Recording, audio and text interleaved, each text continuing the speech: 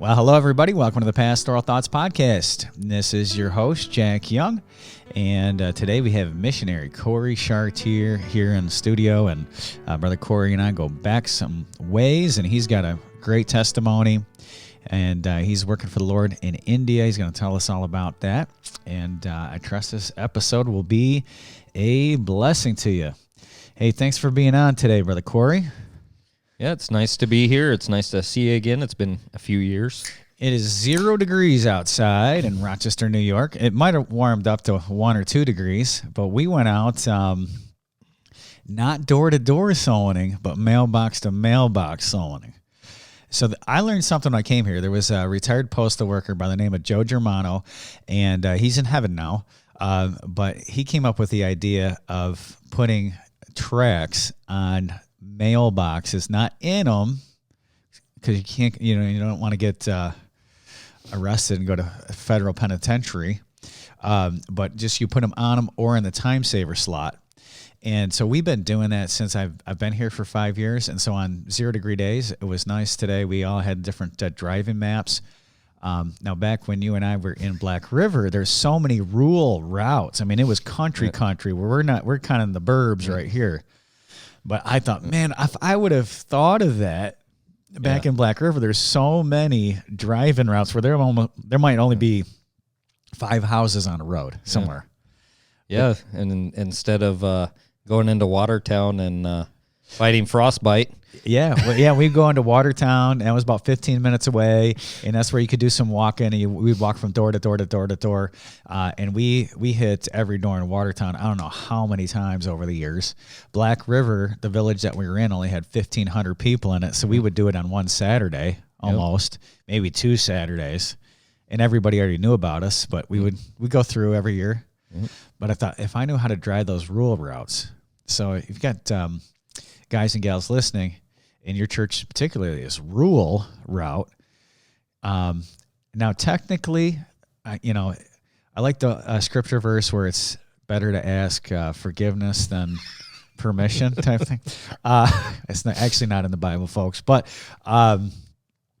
you're not supposed to put anything on the mailbox either, but we haven't been called by the post office or anything for putting the tracks. We put it between the mailbox and the flag. Now, if the flag was up, we just don't touch that mailbox. If there's a time saver slot, we drop in the time saver slot. So for guys and gals listening, if you have a rural church, got a lot of rural routes, man, I recommend that. You can just go out driving, have somebody in the passenger seat, pull your little window in, and just put those on mailboxes as you go.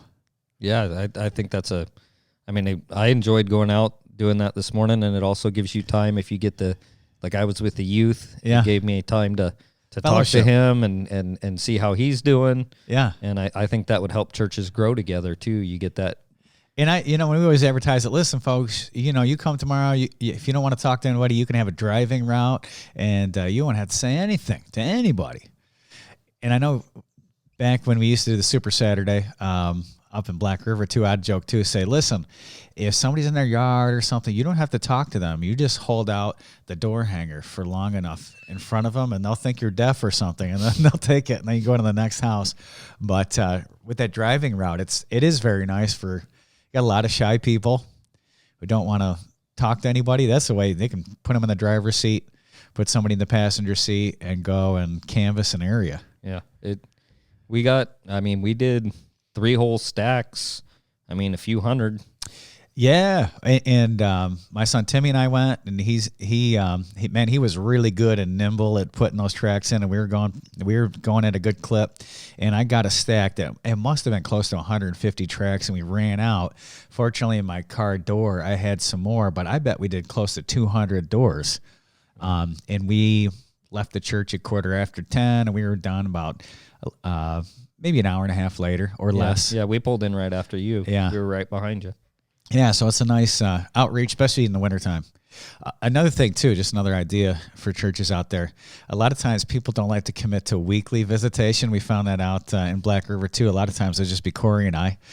He was very, very faithful. Also, a lady by the name of Wendy Kubik. She is always there, too. Cory's family, Wendy Kubik, my family. And so you have your faithful that'll come out every Saturday. But if you can, about once every 6 weeks, have a super Saturday and maybe give people breakfast. Yep. Now, the guys up at First Baptist in Black River used to cook the breakfast. Remember that? Yep. The ladies never did. We gave them the Saturday morning off. Well, so and I think that brought more men. I did. Like, because with our church, we always had a problem getting men to show up on Sundays. But if you said we're going to cook, you had certain men that were like, well, I'll go to do that. I'll go. Yeah. You know. And you got the certain ladies in your church that take the brunt of all the cooking and give the ladies off. And then also they get you, like you said, gets the men out. Hey, the men are doing the cooking. Hey, can you help cook on Saturday? Yeah, I can do that. And we'd have a good time cooking. And then we have the Super Saturday. And we would, we get between 20 to 30 people a lot of times. And again, it wasn't a commitment for every week, but it was a commitment for once every 6 weeks. You come out on the Super Saturday and canvas an area. And I think like Chris Lines, Steve Dutine, and there was a couple others in there, Ricardo, people like that. It was the first thing they started doing. Yes, got their feet wet. And then doing stuff for the church became a habit. Yeah, absolutely. Yeah, we were talking at lunch about our friend Chris Lines. I think the first 2 years they were stationed at Drum, they probably came to church a total of 5 times. And but we were talking about visiting and how important visiting was. As we were always at their house, we would at least every other month we go door knock. Every month when he was deployed, we stopped by because we wanted to make sure that a lot of kids check on Amanda and all the kids and see how they were doing. But by like the end of 2 years, man, something clicked. Now Chris was saved at some sort of camp, but he was Methodist. He was never baptized. We baptized him there, and man, by the end of his tenure there, I think it was about 2 to 3 years. I mean, he never missed he and his family never missed anything. Nope. And me and him started taking the boys out to different things to do like man camps to teach our sons and other people's sons how to be. And I know you went a couple times too. Dan Hines camp way out in the woods. You'd have to hike back in the snow. In the snow. The snow would be deep. You couldn't drive back there. You'd have to hike back. I think it was about a mile, wasn't it? Yeah. Back there in the woods. Yep. And just started being something clicked, but it was patience, visiting, taking care of the family. It was really hospitality, Christian hospitality that brought them in. Yeah. And it works. Yeah. It doesn't, I think so often now with visitation, soul winning, all these different ministries that were so common in the past, people get this mindset, well, I don't see fruit immediately, so it doesn't work. But even when you look at the Dutines, I mean, I remember his testimony when he was talking about how that track was on their refrigerator for like 3 years before they came to church. Yes, and they just talked about it. Then they finally came one Sunday, and then there was they attended kind of spotty, and Kathy, his wife, was not saved. And I remember the service preaching, and her hand went up for salvation, and she had heard salvation enough. I mean, she'd probably been, I bet she came to a couple months of church services before she responded to the invitation. And then when she did respond, she knew exactly what was going on. We didn't have to trick her into, on the 57th chorus of Just As I Am, But she went up, and then I had Shelly Ramage take Kathy to my office. It was just right off the auditorium, and led her to Christ there. It was the same thing with another soldier, Andrew Webster, who you mentored. Yep. But we all had taken him to lunch, talked to him at length about the gospel. I'd given him tracts to read and different gospel books. Then one church service, and this is after all of that, his hand went up for salvation, and you led him to Christ in my office. And he only ever came on Sunday nights. That's right. And I remember because about a week after he got saved, he was at my house, and he admitted to me, I only came on Sunday nights because on Sunday mornings I was always hungover and I didn't want to come to church. Isn't that awesome? Yeah. And so he became an important part of our church and faithfully attended after that and moved down to Pennsylvania. Where's he at now? He's over in Nevada. We still communicate. He's somebody you can really pray for. It's hard to be a single young man. Yeah. And he has doing a lot for his parents and stuff like that. They have some health issues and stuff. So. Yeah. And so, when he was there, he had a lot of like mentors like yourself, really almost like parents type figure. Yeah, he lived 2 doors down from me. That's right. Yeah, he got an apartment a couple doors down from Cory. Brother Cory bought a house across the street from the church, which I would never live across the street from the church I pastored or attended. Brother Cory bought a house, and then we had about a door down, Brandy. Yep. And then Andrew was next to her. And then we had a gal that moved to the apartment above. Yeah. Man, what's her name? Oh. Man, I feel ashamed. I'm picturing her. I can see her in my mind, she's too. married now and at a different church. She married a soldier, and she's right as a soldier. I don't know if it was a soldier or not. But yeah, it was after I was gone. Yeah, I feel really sad that I can't remember her name. But yes, but she was a blessing. Yeah. But and she served in junior church, was very faithful to church. One of the only people that showed up and just immediately started serving. Yeah. And she was saved down at Brother Nelson's church in Chittenango. Yep. He discipled her, and then she got a job in counseling at that boys' home. You remember that? Yep. And so when she moved up, she came with a real nice letter of transferring her membership from her pastor, commending her, and her growth and everything. And immediately she plugged in. So we had 4 people living right across the street, and then from time to time, people in the neighborhood. We'd find John Palamountain. Yep. Remember, he was close by, and him and his family walked to church as well. And then, of course, there was the couple that I raised their baby for them for a while. They would come every now and then. That's right. That's when my house, people got the impression that I was the pastor of First Baptist Black River and would randomly show up at my door. I know. Well, that's what you get for moving across the street from the church. What do you expect? That's why I live like 15 minutes away. I was pretty hard to find out in the middle of nowhere. Good luck finding me. But that was something. That was something. Well, for the folks listening, Brother Cory's retired Army. Tell us a little bit about your military background. Well, I joined the Navy at 17. And I did 4 years active, went to the Persian Gulf after the action was over, just investigating ships to make sure no contraband was going to Iraq. Got out, was in the reserves just like 3 years, and went back into the Army as a combat engineer. And from that point on, I never really fully separated again. I changed from full active to a program called AGR at one time, but the whole time I was in that combat MOS. And I served in Iraq in 2004 through 2005, about a 1.5 year tour, and then I came home for 8 months. And in what years were you in Iraq? 2004 through 2005, and then I came back for 8 months, and then 2006, 2007, I was in Iraq again. Okay. Yeah. So you were in Iraq twice. Yeah. And the second time, they'd figured out that concussions were bad for you. And what's this TBI stuff? My whole first tour, I did route clearance looking for bombs. Mm-hmm. I was in... What was the vehicle that you guys traveled in? What was that called? We had the RG-31 and the Buffalo. The Buffalo. Buffalo was the main one at that time. We used Humvees in a Buffalo when I first started. And I was in probably the first tour around 9 explosions or so, and we developed these headaches, but our medic always told us to drink water.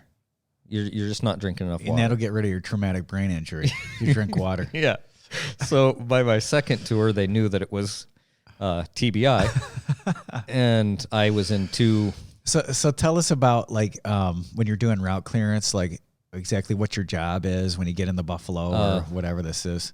And it's 120 degrees outside and all the whole 9 yards. Yeah. Well, hopefully you don't have to edit this out, but in the Army, we generally refer to ourselves, and the infantry refers to us as window lickers. Because our whole job is to drive at like 5 miles per hour and look out a window. Yeah.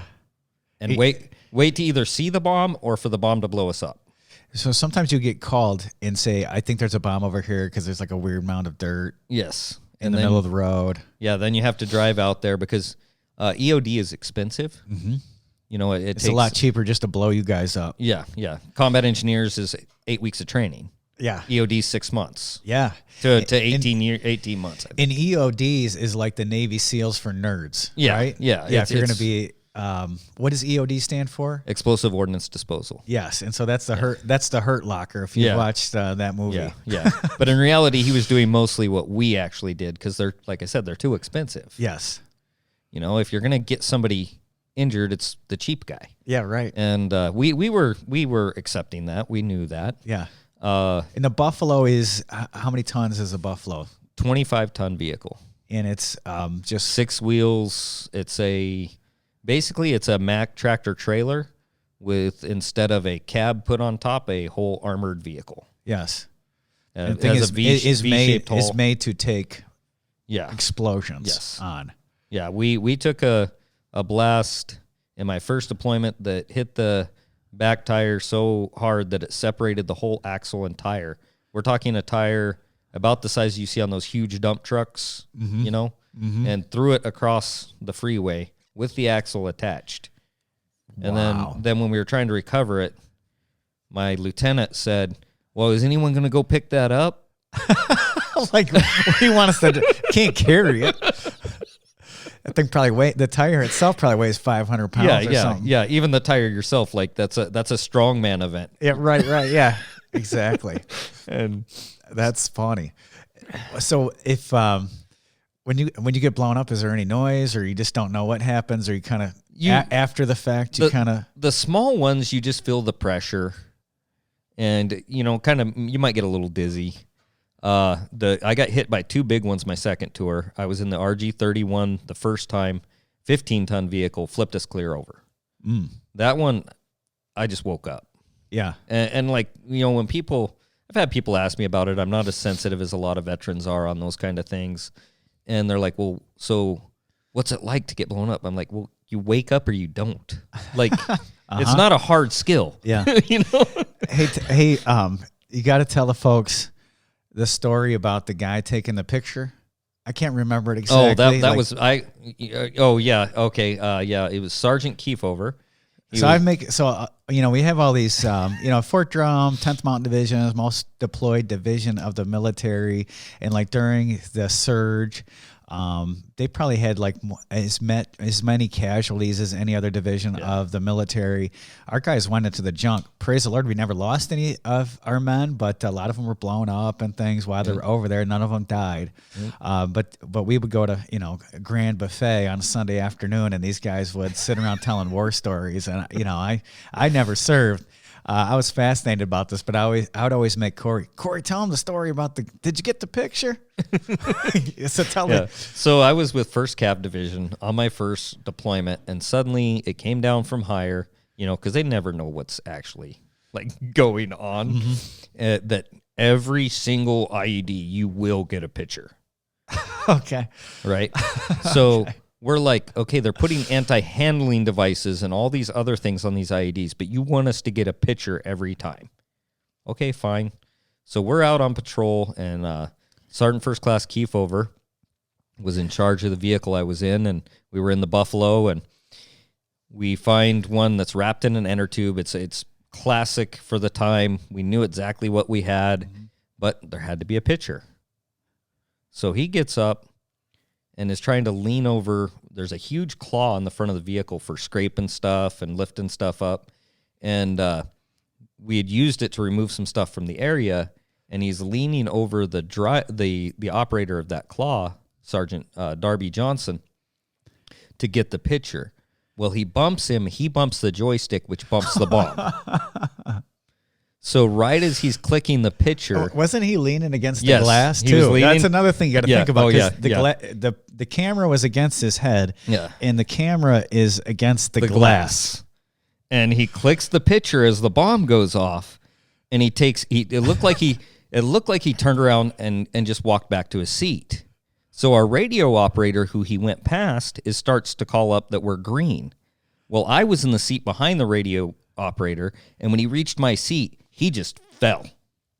He's out. Yeah. Like somebody cold cocked him right in the head. Yeah. And the radio operator just calling us up green. I'm like, Sergeant Kefauver's unconscious at my feet. We are not green. and I get him up, I get him in his seat, and I'm trying to make sure he's okay. I'm like, are you okay? How are you doing? And he just keeps saying, I got the picture. I got the picture. I mean, he was so concentrated on that picture. Yeah, that is funny. I have a concussion and traumatic brain injury, but I got the picture. Yeah, that's funny. And so by my second deployment in Iraq, they actually started giving us Purple Hearts for getting knocked out. Yeah. And so I got 2 Purple Hearts, and the doctor actually made sure I was kicked out of theater because the second time I got blown up, I was dismounted. I shouldn't be alive. Yeah. Like, the concussion blast should have liquefied my organs. God chose to just let me get thrown through the air and hit a tree. And that was like 100 feet, wasn't it? Yeah. And they called me, the Buffalo was right behind me, and the radio operator in the Buffalo told them, Sergeant Johnson needs assistance. Sergeant Chartier's KIA. Wow. They just assumed I was dead. Yeah. And so when we got back and got everything done from that mission, it was a Navy doctor that seen me, and same guy was in the room when I came back. And he's like, well, I told you not to be on mission. So it's obvious, Sergeant, that you are not going to listen.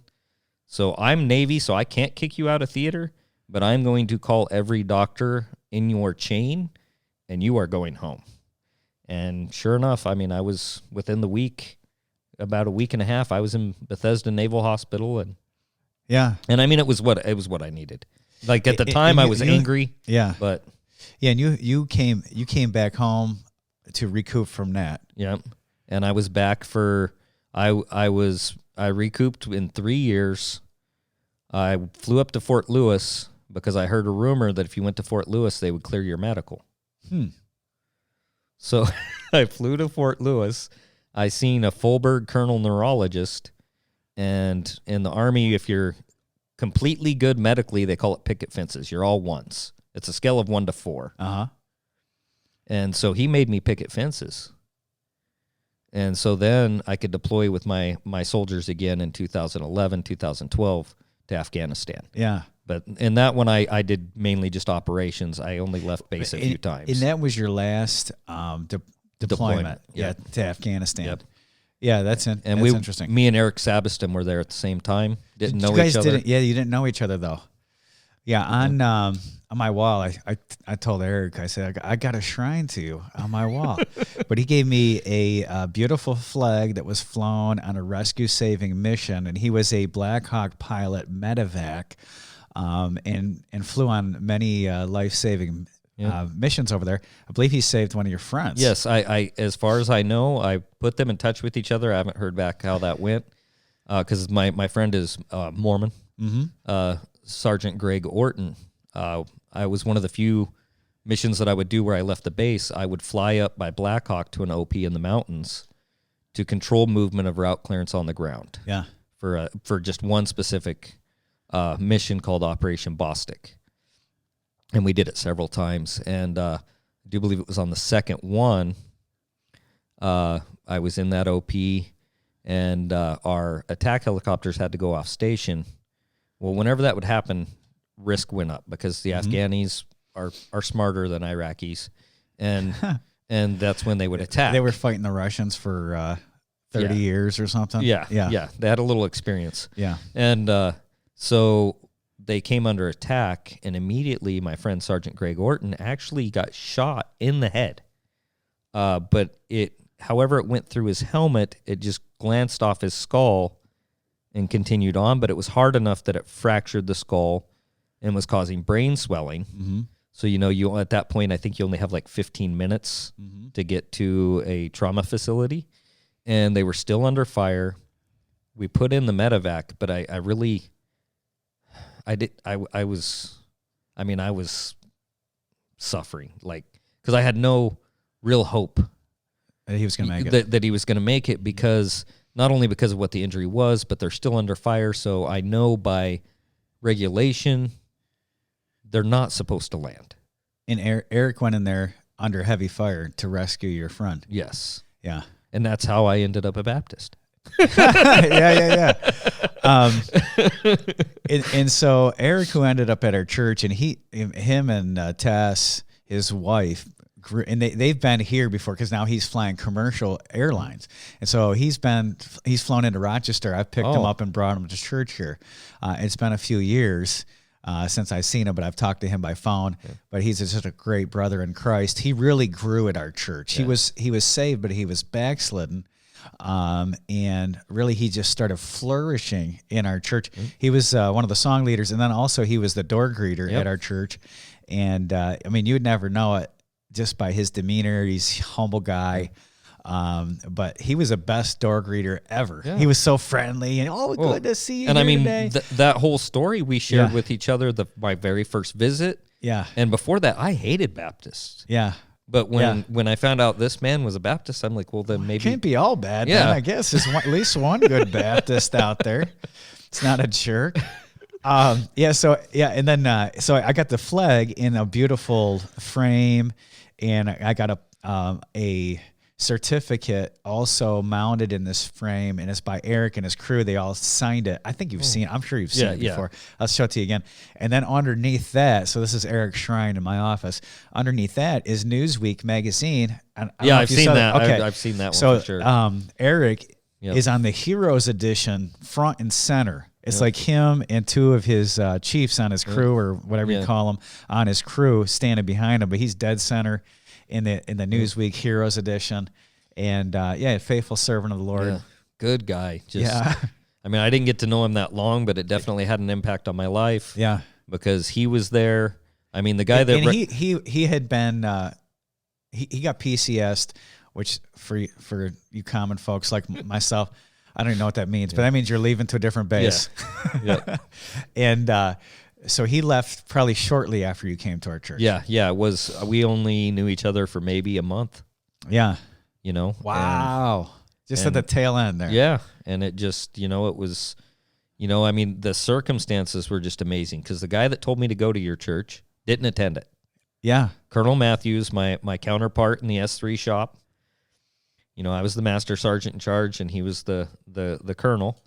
And he seen me looking for a church, and he recommended, said, I know of a good church, but I don't attend it. And I was like, well, that's kind of crazy.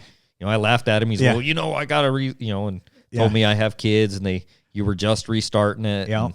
And, gave me the normal excuses. And, but he said, it's a good church. You'll enjoy it. And I didn't ask the name. So I agreed to go. Yeah. And then I said, well, so what church is it? And he said, First Baptist Black River. And I had met a Baptist once, and he was a jerk, so I didn't. I didn't want to. I'd never tried a Baptist church before, but I promised, so I went. And then I had that brother Eric Sabiston there greet me at the door, and then I went down to talk to you. And I don't know if I've even ever shared this with you, but you were the first pastor ever in my 20-year search, over 20-year search for a pastor. Mm-hmm. You were the first pastor ever that when I asked them questions when I first came, they said, well, in the Bible it says. Yeah. Yeah. No other pastor had ever answered me by saying the Bible says. Yeah, and that's something. And you were it was like chumming for sharks, man. I wasn't, because when the student is ready, the teacher will come. Yeah. Like, when you came to our church, the your spiritual growth and development is like shot off the charts because you were looking and here's a church that just teaches and preaches the Bible, and it was all from there. Now, when were you saved? I was saved at a church camp when I was between 13 and 14. Mm-hmm. I don't know if I'd turned, because my birthday's in the summer, so I can't remember if it was before or after my birthday. Yeah. But I was saved then, but I mean, I'm talking baby Christian. And you and your wife got married like when you're like 18 or something? 19 years and old. She was a bus kid. Mm-hmm. She got saved, also never got mentored. Mm-hmm. So you have these two people that when they got together, they asked each other, they knew they were saved. Yeah. But that's all we knew. Right. Never been grounded. And so you attended different non-denominational churches, like maybe Assembly of God here or there. And the whole time we were just searching, especially once our kids started being born. Right. You start getting serious about... we're like, well, we want to do better for our kids than was done for us. Yeah. Now, when you were deployed to Iraq, I remember you telling me that you like really developed a prayer life there. It was like that was Afghanistan. Oh, that Afghanistan, that 2012 or 2013, right around there. Yep. And so there was between the mess hall or walking to the mess hall every day, that was like your prayer time. Yep, 1 mile each direction. Yeah. And I prayed constantly that God would put me where I needed to be to grow and serve him. Yeah. Yeah. And he did. Yeah. You know? Yeah. God reveals himself to the meek. You humble yourself and ask for the truth and more understanding, and he's going to put you in the right place. So you never in your wildest dreams thought that your spiritual growth would take place in the state of New York. No, I fought coming to New York. Even though I did that prayer, I made the Master Sargent list, so I knew I had to go to a new duty station. And so when I got back, I started calling my career manager, and finally he said, well, I got orders for you. You're going to Fort Drum, New York.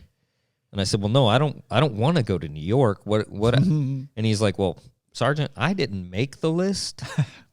So you can either go to Fort Drum, New York as a Master Sergeant, or I'm going to send you to Dodge City, Kansas as a Sergeant First Class in recruiting.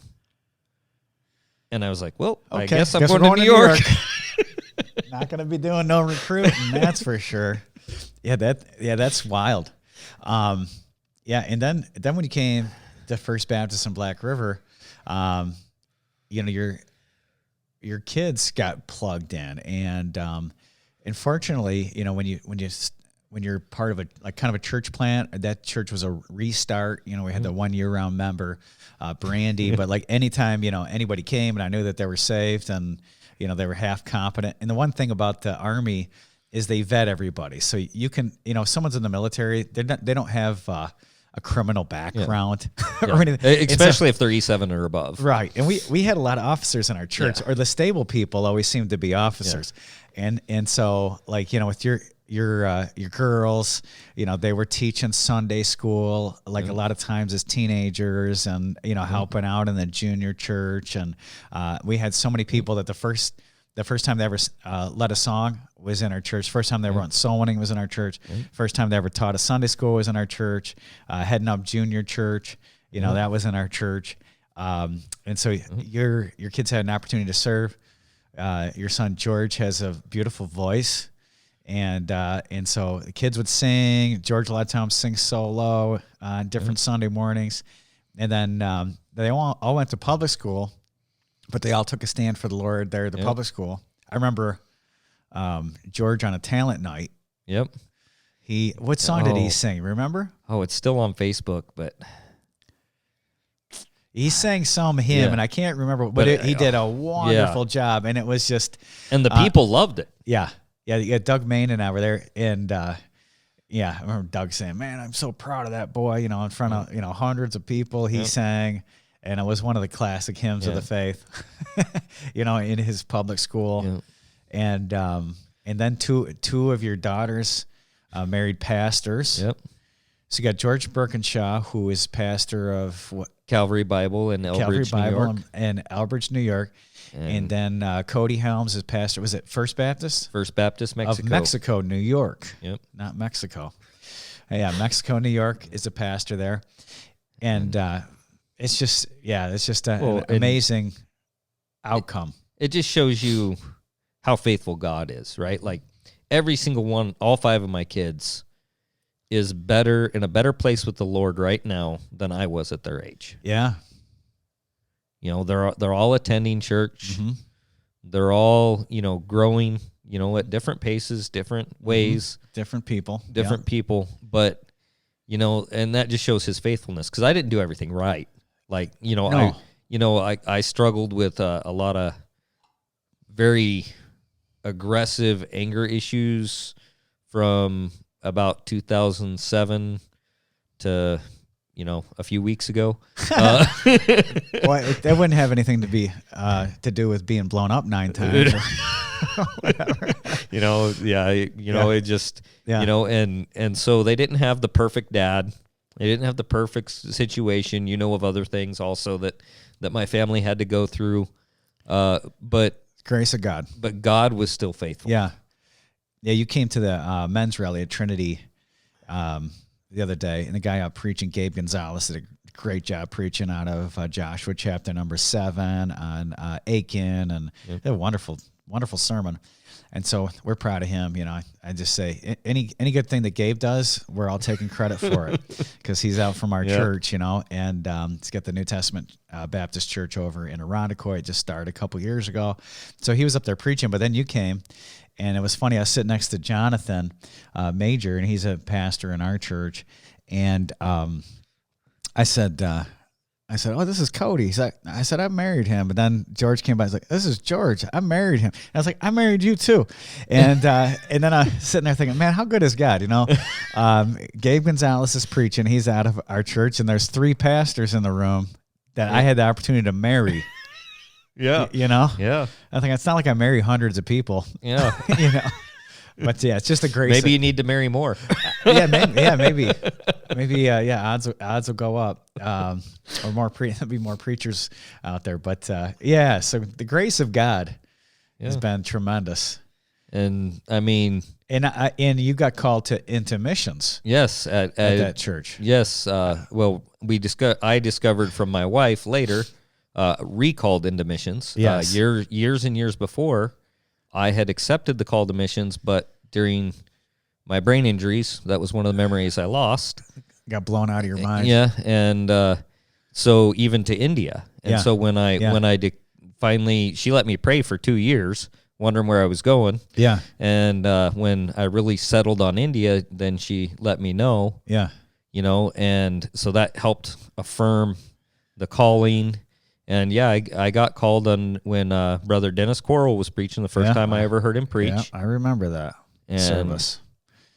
And he said, he says, if you're not a go missionary, you're a send missionary. And then he gave the invitation to if you're a go missionary, something about a go missionary. And I remember thinking in the back of my mind, I think Cory. I was thinking of that, and you went forward and surrendered to be a missionary. Yep. And I'll admit, I did get tempted towards the end of my career to stay in another 2 years. Mm-hmm. I was being offered a position in D.C. as a sergeant major. And when that temptation came, the Lord was nice enough to let all my injuries resurface, and I became a bit of a mess for about 8 months to a year. Yeah. But I was already at 20 years in. The Army processed me out. Retirement. Gave me a wonderful retirement because it's all connected to combat injuries. I don't have to pay taxes. Yeah, amen. And so the Lord gave me a way that I don't have to have some of the stresses that I'm sure affect other people. Absolutely. And I really think I wish there was I would love to find a way for God to help me to encourage other military members to do that. Because it's because if you're in the military for 20 years, some folks don't know this. You retire with half. Yeah, minimum of half. Minimum of half, and most with more. I have a friend that I went to school with, and he just got out of the Air Force, and he's 100%. And that was after 20 some years. Yeah. And so, a lot of guys and gals getting out between 40 and 50. Yep. They're getting out with a really nice retirement. Especially those of us that served in Iraq and Afghanistan, and, the Lord can use that. There's no reason you have to, so many people just go back into the workforce or whatever.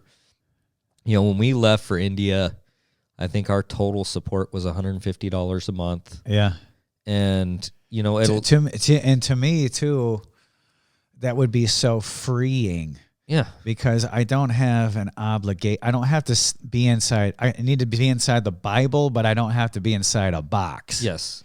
Because like if you raise full support from all these churches out there, rightfully so, you ought to be in continuous communication with them. And then also there should be a pressure that, man, I gotta perform, and I got to have a room full of natives to take the picture with and everything else. Where if it's retirement, yeah, I'm going to be accountable to my local pastor, yep. But I can go out there and play things by ear, get situated, and let the Lord direct. And what it allows for is, I still communicate to quite a few churches because I want prayer support, but you don't financially. What I find with a lot of the younger guys I talk to over there, because I obviously know other people that are serving on the field, is there is pressure to obey, like, I'm not talking doctrine. Well, like preconceptions of what a missionary is supposed to do. And preconceptions of everything. And the thing is, you can't possibly please 100 churches. That's right. Like, it's just not possible.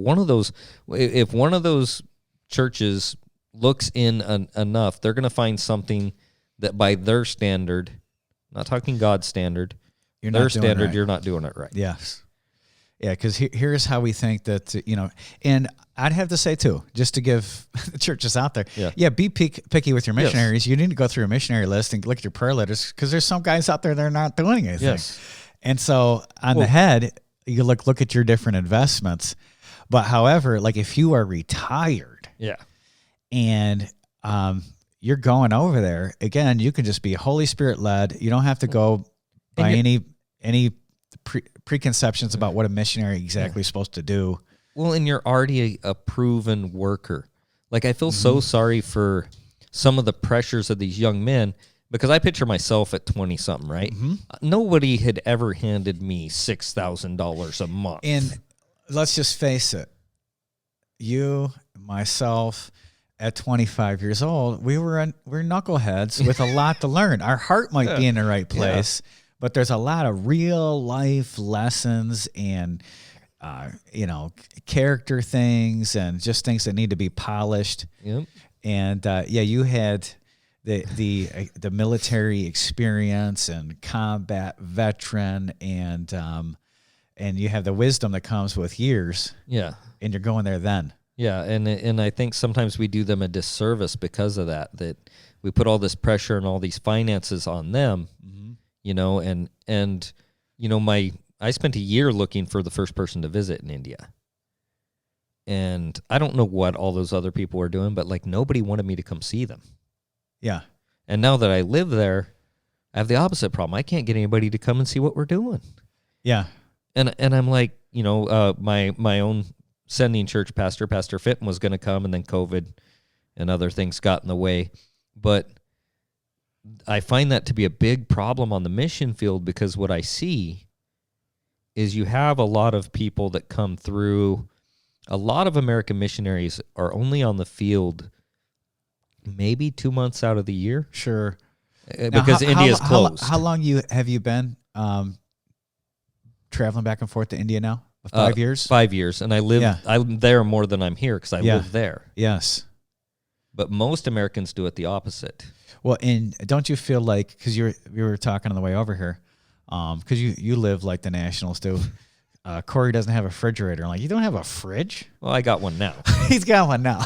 Yeah. But he didn't have a fridge before. And they said, well, they don't have one. We don't need one. Yeah. But, your wife's an Army veteran, too. Yes. So they're both used to living on a fob somewhere or like, going, and it's.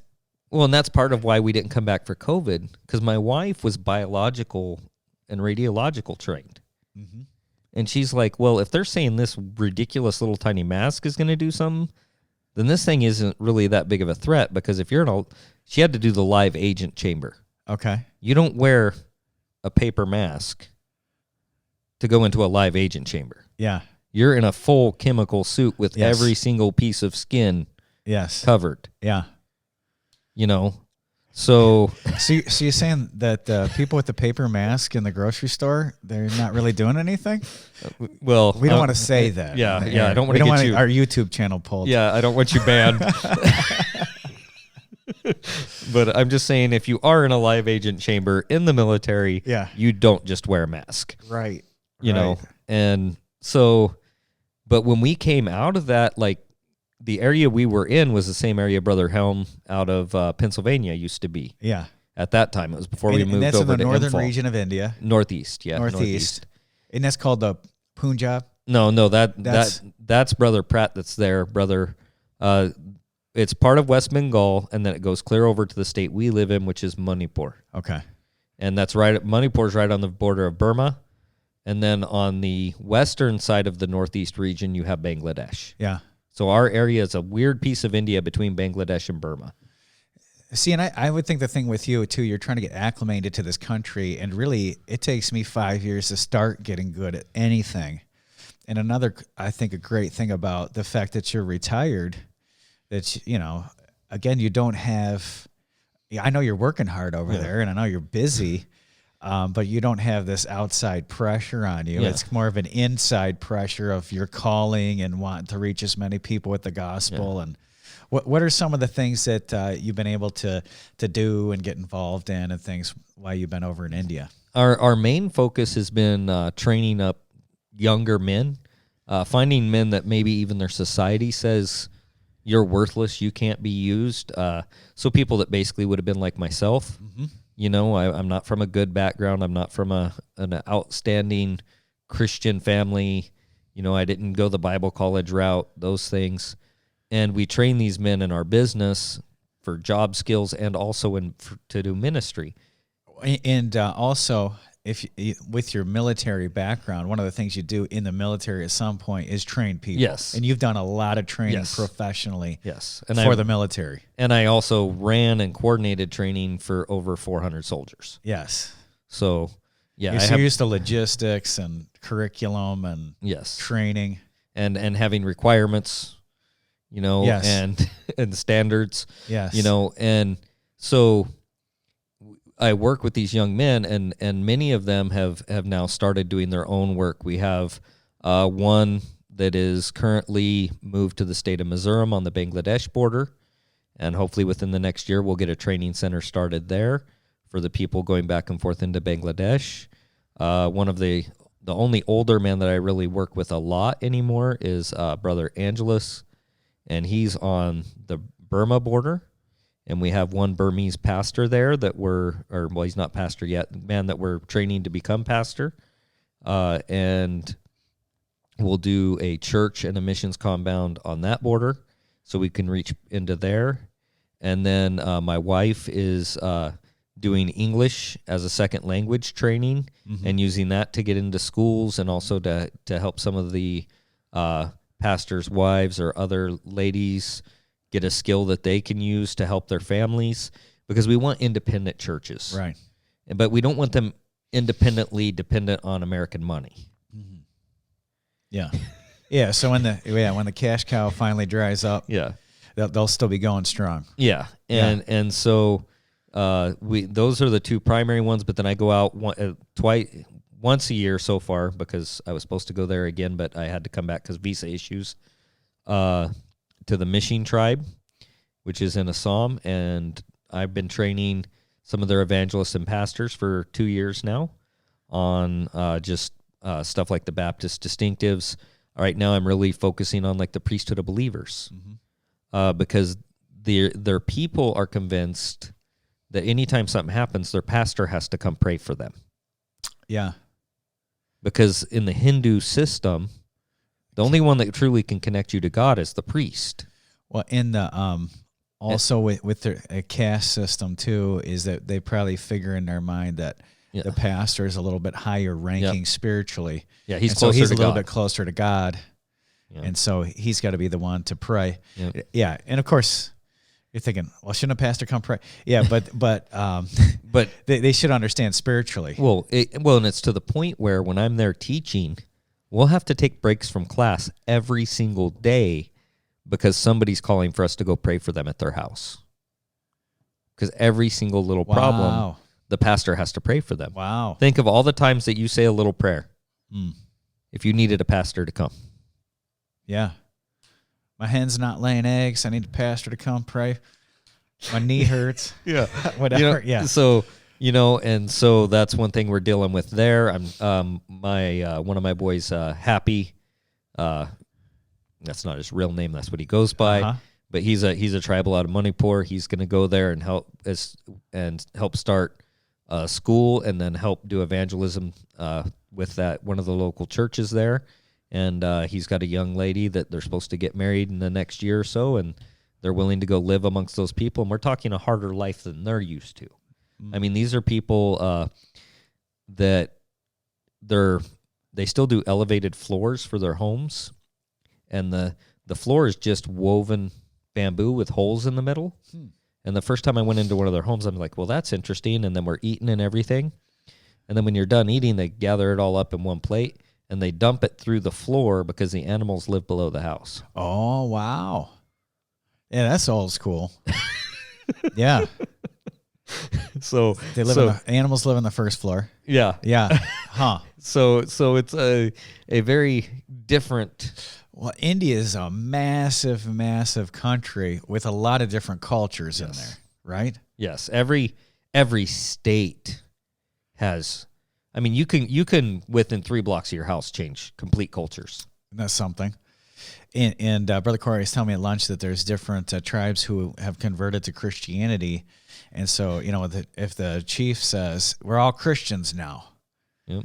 Like, that doesn't mean everybody's saved. Yes. And so you have, like, churches that even have the name Baptist on them, that the majority of people in there would not be saved. Yeah, that's in Manipur and Nagaland, that's very common. Mm-hmm. It's there's just a whole lot of Christians without Christ. Sure. And he was talking to one of the brethren over there, talking about removing his membership from one of the association churches. And the association over there is like just, I don't know, what would you call it? They're a political system designed to control the church. Yeah, so the chief and through the church, to me it sounded like old school Roman Catholicism, where like the church kept all the birth records and all legal documents, and if you were excommunicated from your church, you were out of the society. Period.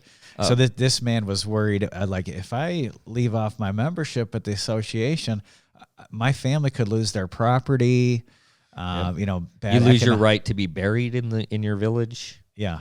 Matter of fact, my first year living in Manipur, there was a couple that died in a car accident, and this made the news because their family was fighting a court case because the village refused to let them get buried in the village of their birth because they had converted to Catholicism before they died, and it was a Baptist village. Wow.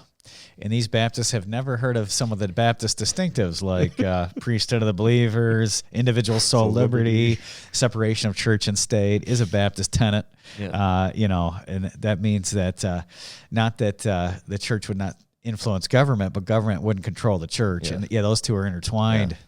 Yeah. Well, that's interesting. And what I've tried to warn some Americans and other people that are coming there about is what I see happening is in these Christian states, the ruling party now is the Hindu party, a Hindu political organization. Mm-hmm. The Christians are voting for the BJP, which is originally founded by Hindus. Okay. To make India a Hindu state. And the Christians want it to be a Hindu state? What I'm seeing is, I think what their plan is they're following the Muslim playbook of you make an authorized state religion, mm-hmm. right? So the association will become the authorized religion. Mm-hmm. So all these independent Americans that are going there and working within the association to try to get more numbers, you're going to end up playing into the system to where those of us that are truly independent and helping independent churches, those independent churches are going to get locked up. They're going to get put in prison. Yeah. Because they won't be the authorized government church. And that's the same thing that goes on in China. I can't think of the state church there. Yeah, I know what you're it's like talking the about. ACP or something like that. Yeah. And that, and when we were in the Ukraine in the 90s, there was the state-run Baptist church, and if you didn't register, you could do hard time with that. Yeah, most Muslim countries, you're allowed to be Eastern Orthodox, you're allowed to be Catholic. Mm-hmm. But if you're any other type of church, that's can be up to penalty of death. So the present Indian government over there doesn't allow missionaries, correct? No. And when you post this, you can put that I'm a brother Cory, but don't put like don't India. put missionary to India. Yeah. Cory Chartier. Yeah, that's funny. Yeah. I'm not paranoid about it, so I don't mind discussing things. Just don't put it in the title. And India's probably like loose enough that they don't mind winking at guys who come across because they like the money that Americans bring into the country. Well, I think a lot of it's also just don't do anything. I mean, sometimes Stupid. we're just dumb. Like like especially like us Baptists. I've had people tell me what they would do on the mission field, and I'm just thinking, they would hold signs up and scream at people in intersections. It's like you're as smart as a dove and as harmless as a serpent. There you go. Yeah. Like, what are you thinking? Like, well, I'd go stand in front of their temple. Yeah, you'd be out the same day if you weren't dead. Yeah, we know we both. Sri Lanka. We know a guy. You and I do. That got kicked out of Sri Lanka, and he's a good guy. I just think he was more zeal than knowledge. Yeah, as far as how he handled certain things, and then the powers that be just ran him right out of the country. Like technically, I never break Indian law, right? Because I'm teaching, I'm preaching in churches. Anyone that comes to hear me on purpose. Yes. The Supreme Court of India said that in the process of doing your job, if you witness, it's expected you're a Christian, just like a Hindu will mention being a Hindu. So I'm not breaking any laws, but I still need to be careful because they can try to manipulate it to cause me problems, and so the people that I've seen that have been kicked out have blatantly broken Indian law, and sometimes they'll portray it to America that they were persecuted for the faith. Yes. Yeah. Like one guy crossed into the state I live in. The state I live in is a controlled state.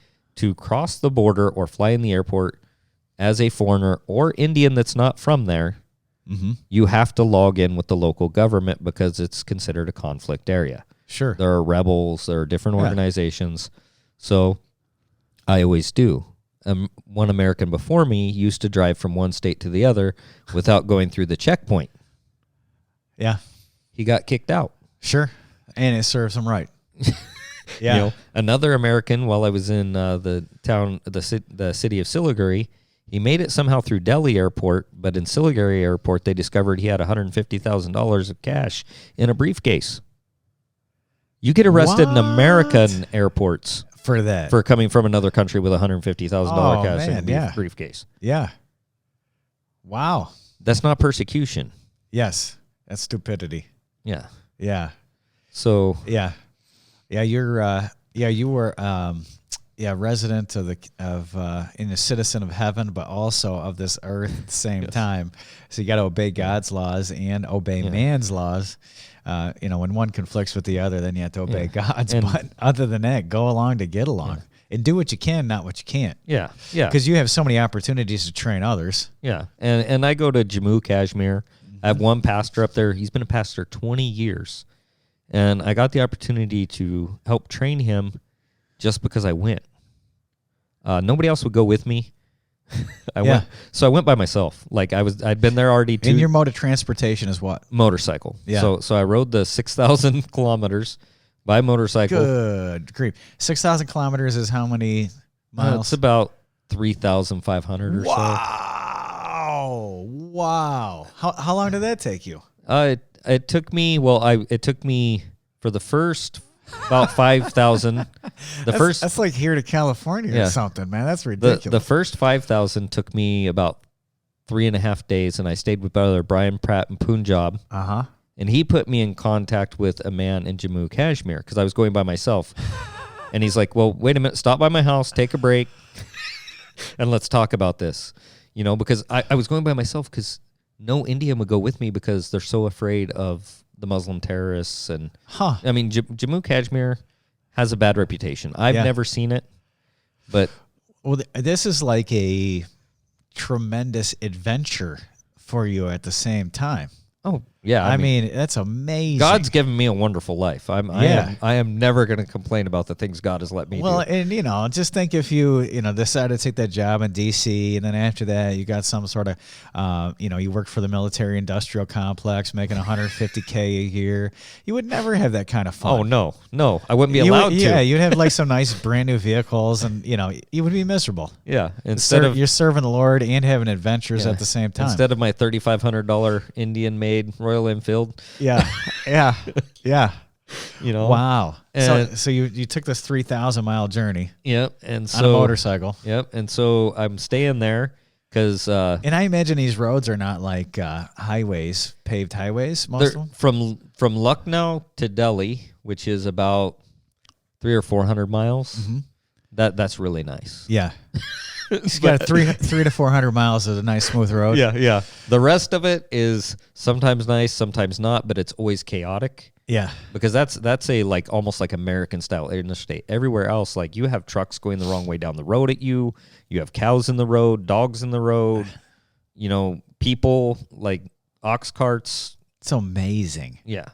That's so amazing. It's just a completely different way of traveling.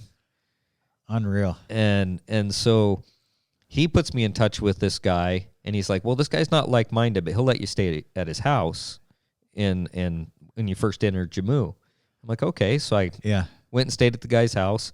That guy's daughter knew English, so I had a little bit of an interpreter there, but he wasn't really interested in the Gujar Muslim nomads. So he suggested to me I go see this other pastor. And so he takes me over there, and I get introduced, and I end up staying with that pastor, and he takes me around to these different Gujar Muslim nomads. And so I really started getting introduced to some of the local Hajis and stuff. But that whole trip, we couldn't really communicate because nobody in his house really spoke English.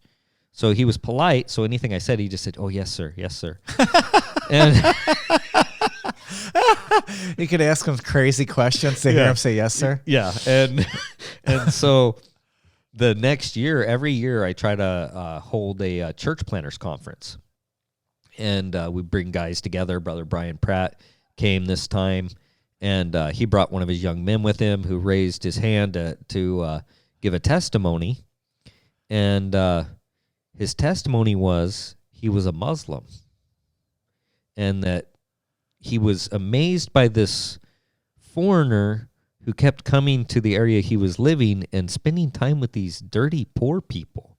He's like, this guy's an important man. Why is he talking to these lowly people? Yeah. And so he got saved, and he's been mentored and taught by Brother Brian Pratt. And so when we were done, I'm like, hey, Brian, can I borrow one of your members? And he's like, what are you talking about? I said, well, Raja, I mean, he's from a Muslim background. Mm-hmm. He's fluent in Hindi. Mm-hmm. Can next time I go to Jammu, can he go with me? And he's like, yeah. So Raja came with me, and we did Jammu, Kashmir, and Leh Ladakh together. Yeah, which is so he's riding on the back of your motorcycle. He brought his own little that's nice 160cc motorcycle. So he's trying to keep up with you. Yeah, yeah, and it's like a weed eater. Yeah, and so we go up there and stay, and because now I have an interpreter, I get to preach. And I got up and I was gonna preach one message, and this doesn't happen to me, very often at all. Like, this is the only time I can think of that it ever happened. God just really was impressing upon me, Revelations 22:18 to 20. And I'm like, and I started looking at it. Water of life. And is that what it is? No, the 22:18 through 20. What is it? That's. I'll tell you. I think that's I might have misquoted. I got my Bible app on my phone. It should be not taking away from the Word of God. Oh, add to or take away from the Word of God? Yeah. I don't think that's Revelation 22. Oh, I might have given the wrong chapter. I could be wrong. I'm not looking at my Bible at this time. I don't have the best brain. It's been concussed a few times.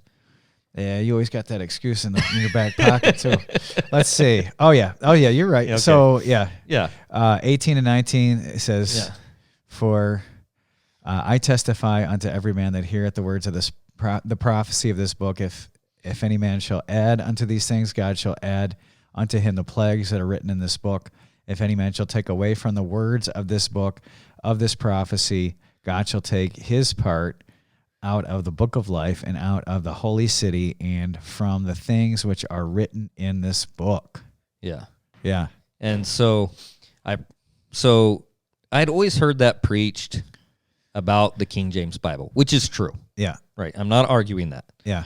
But at this point in time, God really used it to point out to me, well, your actions can take away from my word. It's not just about what you say. Are you truly committing to doing my word, or are you taking away from my word? And in the time that I was preaching there, I mentioned, so if all you're doing is going out and giving the gospel, and all you've ever done in your whole life is give the gospel, and you've never taught anyone, you've never done, and I turned to Matthew, and showed where it says teach on all things. Yeah. And was just really hammering it. I said, you are disobeying God and you're taking away from the word of God.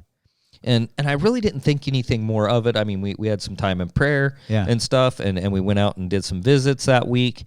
And I told him, I said, I think Friday we're going to go ahead and leave, and we're going to head up to Srinagar in Kashmir. And he's like, no, you have to stay. You have to preach. You have to teach. And I'm like, okay, what's going on here?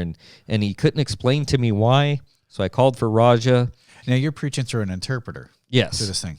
Yeah. Does that, when you're preaching through an interpreter, does that help you give you time to think once you get used to it? Yeah, once I get used to it, but to me, it's always essential my interpreter is somebody that knows me well.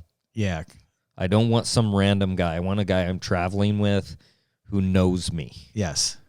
And also who's saved. Yeah, and I trust. And is so that way if you doctrine is good. Right. Yeah, that's good.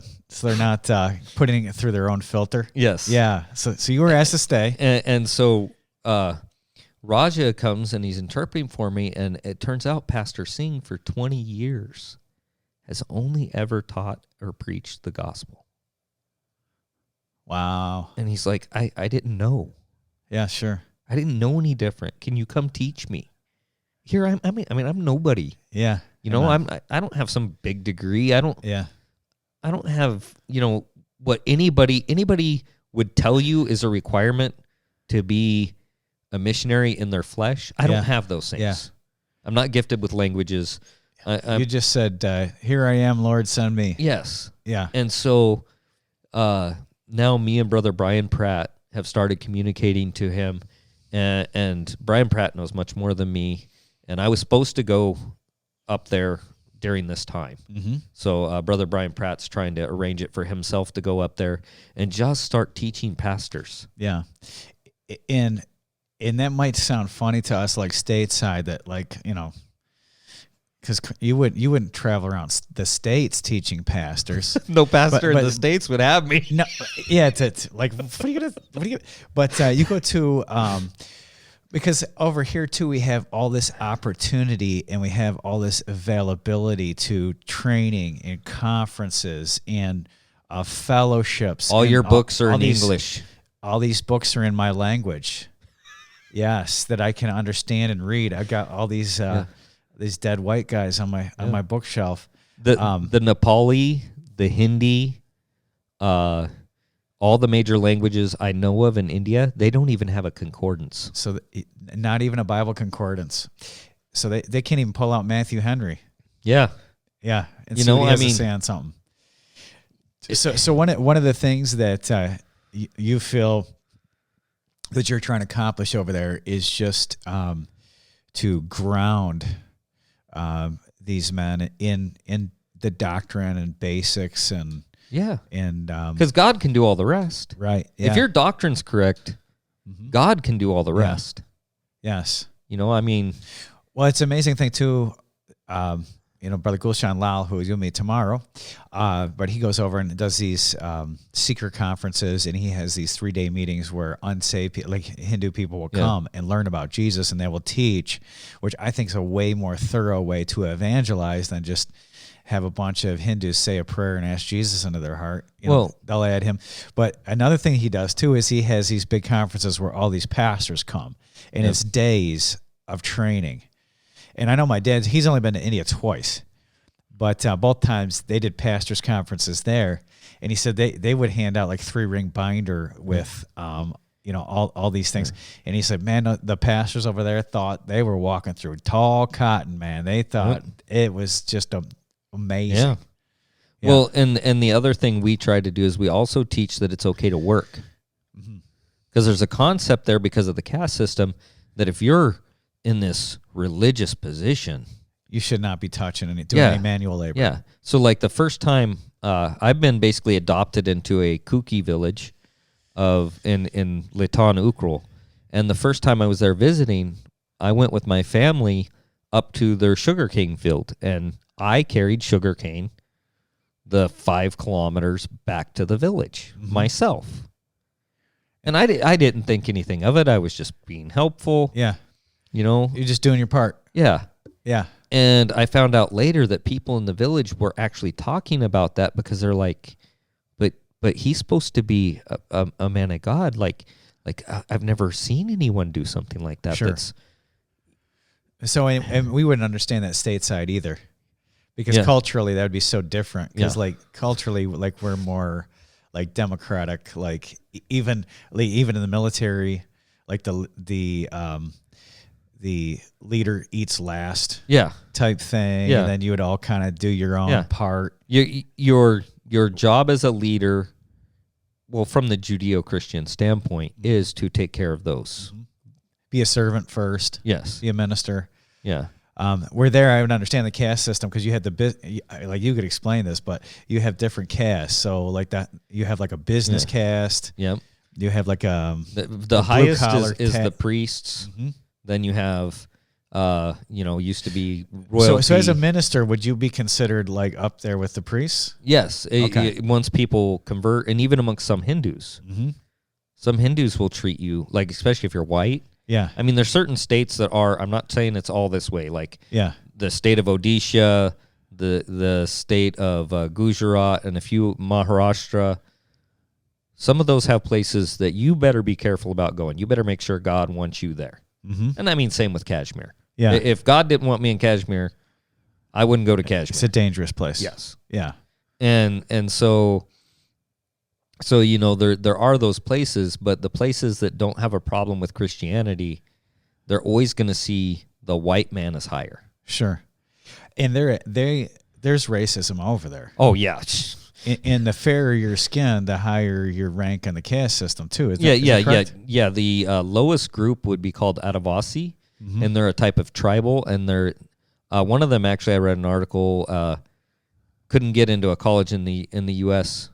because he marked he was Asian, so he reapplied, but marked he was African American because they're that dark, and got full ride. Sure. Yeah. Good plan. Yeah. So I mean, it's very much so that way. And even when I moved there, I'd hear Christians say stuff like, "Oh, he's dark." Like, and like to me, that was a shock to my system. Yes. Like no church I would ever attend in the U.S. would people talk like that. No, and the funny thing is too that the Bible was written to that Oriental caste system. And so, like, if we read the book of James, and James chapter number 2, where the man comes in goodly apparel with a fine ring, I still think that there's unconscious prejudice stateside. Like, so it's like, oh, that's a fine looking couple. Come on down here, give them the royal treatment. And then somebody comes in, they look like they just woke up in an alley somewhere. And like I did my first Sunday. right. Yeah. Brother Cory had on flip-flops and shorts and an untucked T-shirt, and thought he was going to the beach or something. But yeah. And so we can have unconscious prejudice, but there they would have active prejudice. Yeah. I know a missionary to Thailand told me that like if they ever put on a pastor's conference, that the pastors will even be sizing each other up. Like, well, what's your age? Yeah. And they compare the age, and then they'll even ask each other how much they make, because that will rank them. In India, it would be your age and your degree. Okay. If you have a doctorate, you'll be first, and then your age. Yes. And like, I even had an Indian tried to tell me once, because we were arguing over the King James Bible for the English-speaking people, and he said he figured out through our discussion that I don't have a theological degree. Okay. And he said, well, you're a layman. I don't have to listen to you because you're not a lettered man. Yeah. That's funny. You should be like, look at this skin, point to your skin. Yeah, that's funny. Yeah. And so, I love different cultures. And the cool thing about the military is there's all different cultures converging in one place. Yeah. There's people literally from all over the world coming. I love that about our church. It was like the UN. We had like 8 different countries or something like that one time in our church. Yeah, and for instance, it's funny too. Like, I don't know how we got to be the Palauan church, but we had like 5 families from Palau. I never even heard of that country. It's only like 30,000 people in that country. Yeah, and yet and we had 12 in our church or something like that. We had like half the country in our church. And so I love different cultures, but like if you're a missionary and you go to a culture, like you just have to compare it to the Bible. But there's some stuff like that caste system that the Bible speaks against that. Yep. So you have to kind of graciously train people out of some of that thinking. Yep. Yeah, and I probably have a little bit, harsher way than some. Yeah. Like I don't always do it on purpose. Yeah. It's just how I speak. Yeah. And I remember one time I was with the business and my partner is Nepali, and we were hiring a guy, and the guy was out of Aussie. I was hiring him. And we were driving, and he said, "Well, brother, you can't hire an out of Aussie." I'm like, "What? Why?" And he's like, "Well, out of Aussie, they'll steal from you." And I looked at him, I said, "Brother, you know what every single people group I've met in India has in common?" They're all looked thieves. At me, and he's like, "No." I said, "Every single one of them has tried to deceive me or steal from me." I said, "You know why?" And he's like, "No." And I said, "Because they're human and they have flesh." Yeah. And that's one of the biggest things I've learned there is when you truly burrow down into the problem, we all have the same problem. Yeah, same problem. Are you feeding your flesh? You're feeding the spirit. Yeah. So there's a few things that I know that you live in the culture. You live as one of them. You're not trying to Americanize them, because that's stupid. Yeah. Like they don't need this. Yeah, they do not need to be Americanized. That's the last thing that they need. But yeah, there's different things as a missionary that you examine with a culture and think, oh, you know what? The Bible speaks to that culture about this problem that they're having. Yeah, no, I think that would be one of the things over there is the caste. The caste, and then the other thing is Jesus's words about your family versus what he calls you to do. Mm-hmm. He says you should hate your mother. Yeah. And it doesn't mean how we take it sometimes nowadays. It means you love God so much that it would appear as if you hate your family. Yes. Like to an Indian, it probably does appear that way with me. I mean, I've lost a grandchild since I was on the field. Mm-hmm. My family has had stuff happen stateside. I love my kids. I love my grandkids more. It's God's reward for not killing your own kids, right? Yeah. But I still have to be where God wants me to be. Yeah. So that's another thing in the culture is that family honor and towing the family line. Yes. If your family doesn't want you, like one of the boys I'm training right now, his family wants him to leave me because I don't give them enough money. He gets paid as an employee, but it's not as much as they would like, and go to the association and take a job because then he'll get enough money. It has nothing to do, to them, they're like, well, that's what God would have you do because this is our association. Yeah. And it all comes back to culture. When you ask them about it, well, our culture. Yeah. And you think of, I know Lydia, the seller of purple, when she believed, her whole household believed. Yep. And then also the Philippian jailer, he was saved. Believe in the Lord Jesus Christ, and thou shalt be saved, and thine house. Yep. Like, we would never say that in American culture. Like, I would never tell a man, believe in the Lord Jesus Christ, and thou shalt be saved, and thine house. But I think that the family structure was probably so similar back in Christ's time, or like the time after the Book of Acts or whatever as well, that if the head of the house got saved, the other people in the house were so bound to him, not that would save him by him getting saved, but they would make that same choice as the head of the household. Well, because they would believe him, right? It is ingrained that if your father speaks, that's just truth. So if you got saved and you came home and you told your kids, hey, this is who God is and what he does. Yeah. They would have that childlike faith because it's ingrained in the society. And I tried to explain that years ago to a Filipino captain in the Army, because he was thinking just because he was saved, it was fine that his family stayed Catholic because and my whole house. Yeah, no, that's not what I was talking about. Yeah.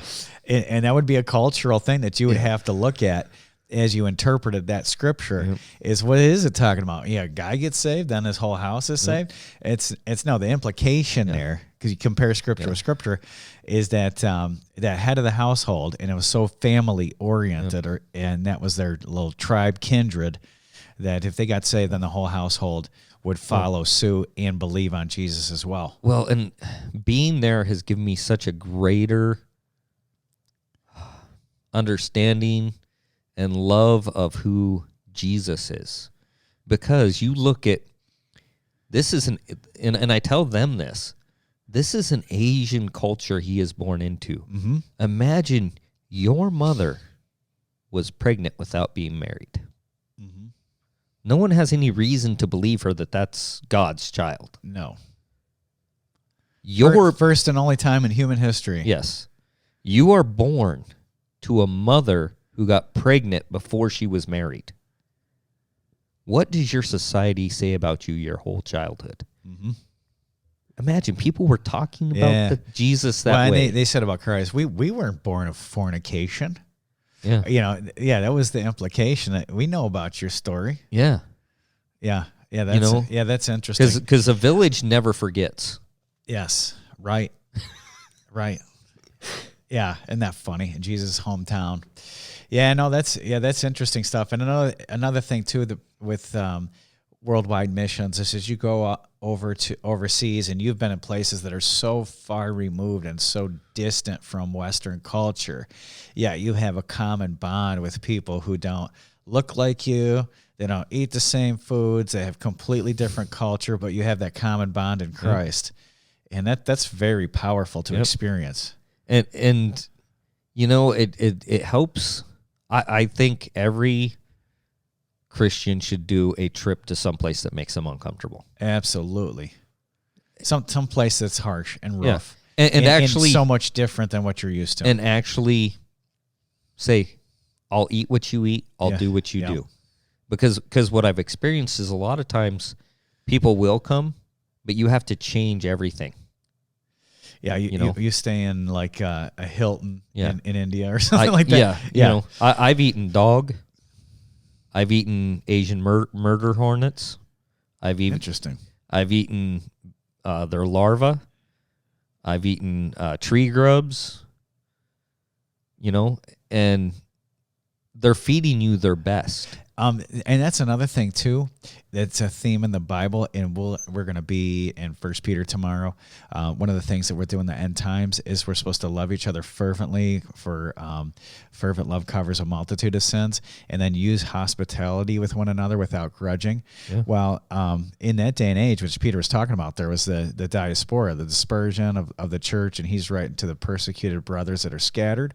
And so there's traveling missionaries who they're supposed to take in, and the hospitality really has to do primarily with like a lot of what you're doing. You're gonna go on a missionary journey and you're staying with people who are offering up to you their best food and taking you in and showing you hospitality. Yeah, I almost never stay in a hotel. Sure. Even when I travel clear to Kashmir, I might stay in one hotel the whole trip. Yeah. I try to stay with pastors, spend time in fellowship. Mm-hmm. And that's a Christian hospitality thing that was going on a lot in the New Testament era that you read about. Yeah. These travelers that are going from region to region and trying to strengthen and minister in the church, or their persecuted brethren that are going from area to area and use hospitality with them. Yeah, and that's a special thing about a mission trip too. If you can stay in somebody's home and with them, especially like a national, man, that's a powerful experience. Yeah, and it'd be great for kids. Next winter, actually, we're trying to put one together to get a group of guys to come over and help us build some facilities so that the local people can see that American ministry people actually do work with their hands. Yeah. They're not these protected, high-up people that you're picturing. Yeah. In New York especially, almost every pastor I know of... Bivocational. They're either bivocational or they still have job skills even if they're currently able to... Yeah. Yeah, absolutely. And if there's a work day around the church, they're going to be getting their hands dirty. We did roofing together. Yeah, Doug Main had to show us everything to do, but right. Yeah, we're carrying shingles up to the roof and the whole 9 yards. Yeah. Physical labor. Yeah, that's interesting. Hey, so how can people find you? How can people reach out to you? The best way would be to contact Seneca Bible Baptist Church, Pastor Terry Fenton, or if you look. You're on Facebook? Yeah, I'm on Facebook. Just if you contact me on Facebook, don't use the term missionary. Yeah. Or you can, my email is Cory Chartier at Outlook. It'll probably go in junk, but I'll. He looks through the junk every once in a while. Yeah. I do try to make sure I look through it. And then also I do have a little YouTube channel, not anything near this professional, but the Baptist Messenger. Nice. And I can't, on my journeys, I do teaching on there because that's safe. They can't say anything about it because why are you looking at the teaching if you don't want to hear it? Yeah. And then the other thing I do is my motorcycle trips, but I can't cover everything that I'm doing during the motorcycle trip. Sure. So, and I fall behind, but I try to keep some stuff in there just to give some people some visuals of the different things. That's exciting. It's not professional level or anything, but I was going to stop at one point, and then last trip here, several churches people came up to me and said, "Yeah, I love seeing, the sites of where you're at and stuff." Yeah, that's great because because sometimes you don't get that feedback and you think, "Man, this is a lot of work. Why am I doing this? Who cares?" I mean, Yeah, that is nice. That's nice feedback. But again, since you're retired military, man, you can, you don't have those normal pressures to. Well, and that's opened doors for me in India also. Indians, 90% of them respect military people. Yeah, and so.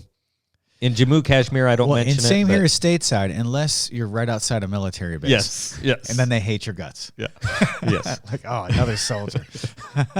But Jammu, Kashmir, I don't mention it in public for obvious reasons. Mm-hmm. But in Manipur, because we're on the border, there's a little bit of a conflict zone. We have these, it's not like the U.S. We have army base with armed soldiers with loaded weapons, patrolling, in the streets, everything. But what I found is I can go to the gate of basically any of their army bases or whatever, show my retired ID card. Yeah. And I've met with the commanders of bases. Oh, wow. One time I was on the border in a different spot than Nomley, and the commander invited me up to his house. We had chai together, and he's like, "Hey, just to let you know, he gave me the sit rep of the area." Yeah. Gave me a whole brief. Wow. And he said, "So this is what you got to be careful of." So I advise, because a lot of Americans will cross back and forth into Myanmar without permission. Mm-hmm. And not saying I was planning on doing that. Yeah. But he said, so I advise you don't go into Myanmar because right now there's these Hindu separatists over there that are causing problems. And so if something happens on this side, I can help you. That side, you're on your own. Yeah. And so I'm like, "Hey, no problem, sir. I'll make sure I don't. That's nice. I don't accidentally cross the border." That's really nice. the common military bond. Yeah. Yeah, and most armies of the world highly respect U.S. military. Yeah. I know Dr. Jim Vineyard always used to go in Israel and say, talk to those soldiers, say, now, if you let me, I can teach your soldiers how to, do this, that, and the other. And he would end up training soldiers. Yeah. But and it's also a brotherhood. Like even if it's Fraternity. somebody that like was part of an army that I didn't agree with, I still respect that you're willing to serve your country. Yeah, absolutely. Yeah. Yeah, absolutely. Yeah, that's neat.